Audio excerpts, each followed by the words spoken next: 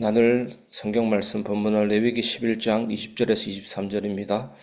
레위기 11장 20절에서 23절. 날개가 있고 네 발로 기어다니는 곤충은 너희가 혐오할 것이로되 다만 날개가 있고 네 발로 기어다니는 모든 곤충 중에 그 발에 뛰는 다리가 있어서 땅에서 뛰는 것은 너희가 먹을지니 곧 그 중에 메뚜기 종류와 배짱이 종류와 귀뚜라미 종류와 팥중이 종류는 너희가 먹으려니와 오직 날개가 있고 기어다니는 곤충은 다 너희가 혐오할 것이니라. 아멘. 혐오의 경계에서 피어나는 은혜라는 제목으로 말씀을 나누겠습니다. 오늘 본문은 정결과 부정을 나누는 율법 중에서 곤충에 관한 기준을 다루고 있습니다. 날개가 있고 기어다니는 곤충은 혐오하되 그중 뛰는 다리가 있는 곤충은 먹을 수 있다고 하십니다. 지금까지 말씀드린 바와 같이 이 말씀도 단순히 무엇을 먹을 수 있고 없는가에 관한 식생활 지침이 아닌 것입니다. 오늘 이 본문은 우리의 삶 속에 은혜의 응답과 진정한 거룩의 기준, 그리고 하나님의 시선으로 보는 분별에 대해서 말씀하십니다. 예수 그리스도의 은혜로 우리는 더 이상 율법 아래 있지 않지만 율법 속에서 말씀하신 하나님의 마음은 오늘 우리에게도 살아 역사하십니다. 오늘 이 아침에 하나님께서 말씀을 통해 우리 안에 응답, 치유, 헌신의 방향을 밝히 보여주시기를 간절히 바랍니다. 첫 번째, 혐오하라 하신 이유, 정결을 향한 분별의 훈련입니다. 레위기 11장 20절과 23절은 분명히 말씀합니다. 날개가 있고 네 발로 기어다니는 곤충은 너희가 혐오할지니라. 하나님은 왜 특정 곤충을 혐오하라고 하셨을까요? 하나님께서는 이스라엘에게 정결한 백성으로서의 구별된 삶을 가르치고 계셨습니다. 먹는 것조차도 마음대로가 아니라 하나님이 정하신 기준에 따라 했습니다. 이것은 단지 음식 문제가 아니라 하나님 말씀에 순종하며 분별력을 훈련하는 삶이었습니다.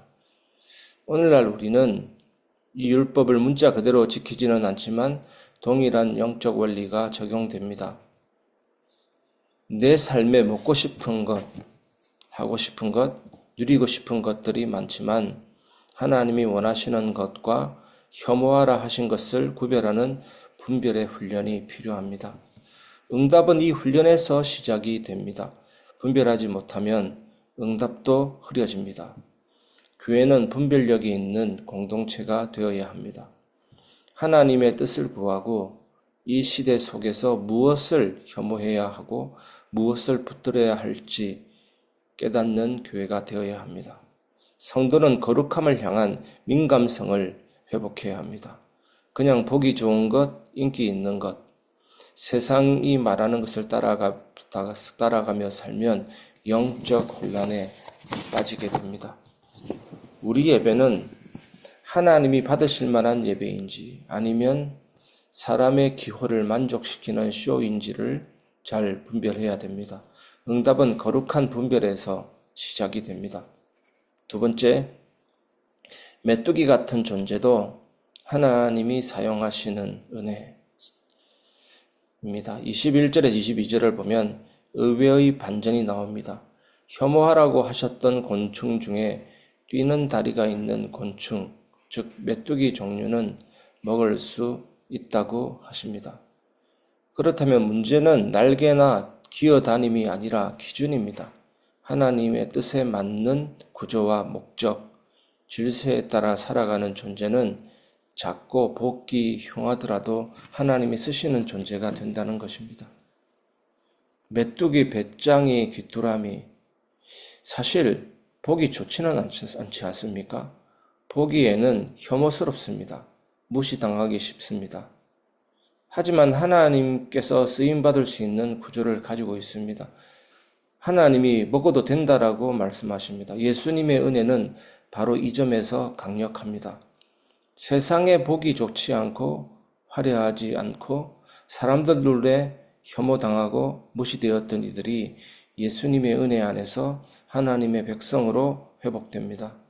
예수님은 메뚜기 같은 존재들, 곤충처럼 여겨지는 사람들을 들어서 하나님의 나라를 세우셨습니다. 사랑하는 성도 여러분, 여러분은 오늘 어떤 존재입니까?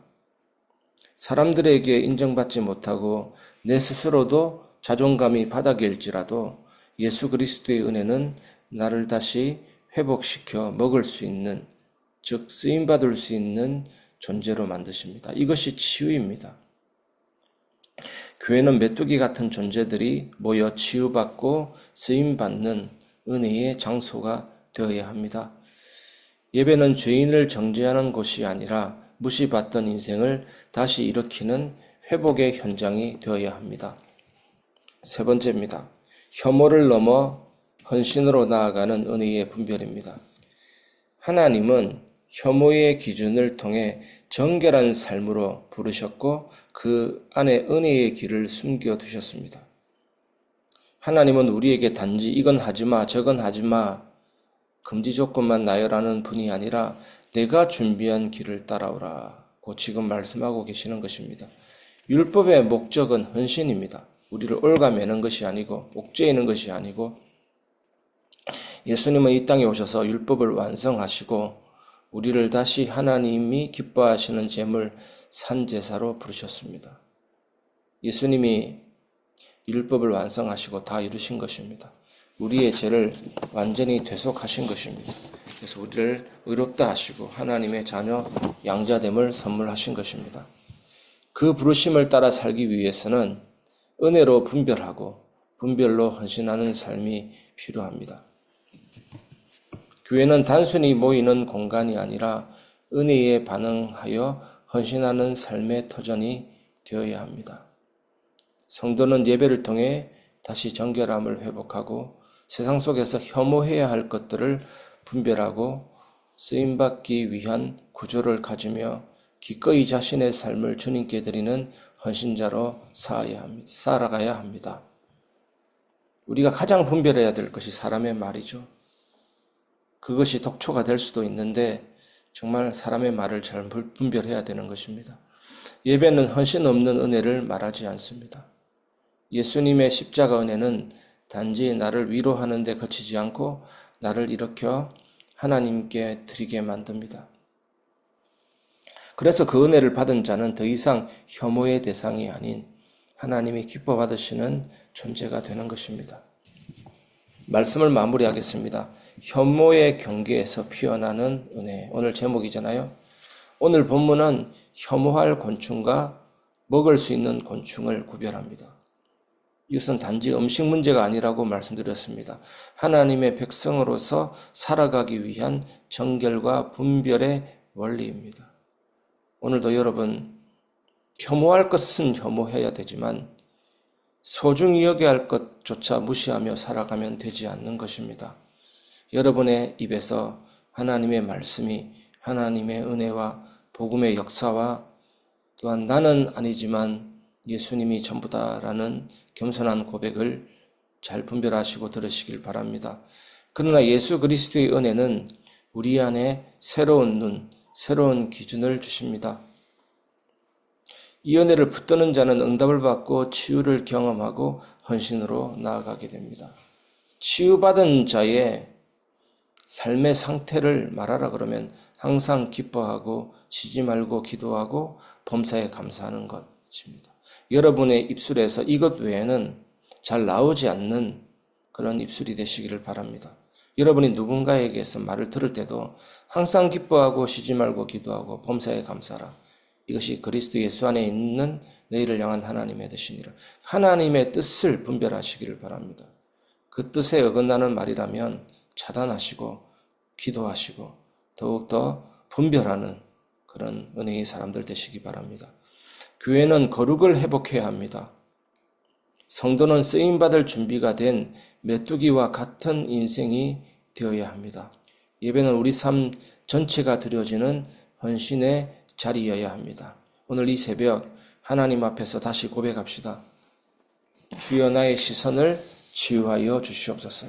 나의 기준을 회복하여 주시옵소서. 주님의 은혜로 오늘도 구별된 삶을 살게 하여 주시옵소서.